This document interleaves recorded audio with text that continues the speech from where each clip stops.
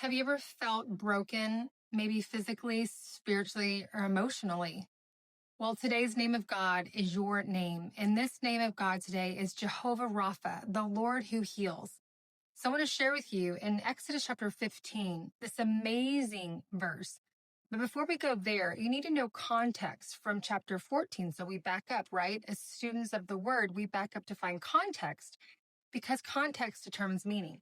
So in chapter 14, essentially, this is where the Israelites are being able to flee from slavery from Pharaoh. Pharaoh finally lets the people go. They run and they flee for their lives. The Israelites are approaching the Red Sea with the Egyptians close behind them. And then when you read in chapter 14, verse 21, how Moses stretched out his hand and the Lord swept the water back so the Israelites could walk through on dry land. The Lord parted the waters, and in the ancient Hebrew, the waters represent chaos. So God parted the chaos for the Israelites to walk through on dry land. As the Israelites approach the other side, Pharaoh and all of his Egyptian army are chasing after the Israelites in their chariots. And what happens next is even more amazing. Verse 24.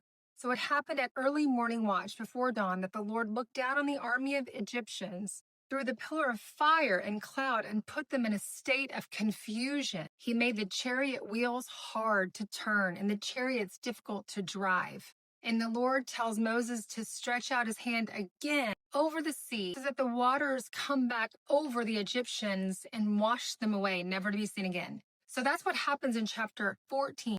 So we see this amazing miracle of the Lord dividing the waters of the Red Sea so that the Israelites can go through on dry land to be saved. And in chapter 15, we pick up and we see the very first praise song mentioned in the Bible. So in chapters 15, verses 1 through 18, we see this incredible praise song that Moses is singing to Yahweh. But it's short-lived because guess what happens? Shortly after, Moses is leading the Israelites for about 3 days and they find no water. They come to this town Mara, which means bitterness, and there is no fresh water. The water's bitter.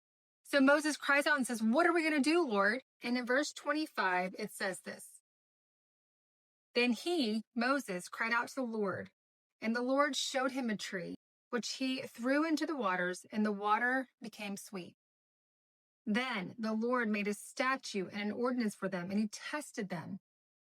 Verse 26 saying, "If you will diligently listen and pay attention to the voice of the Lord and do what is right in his sight, then I will not put on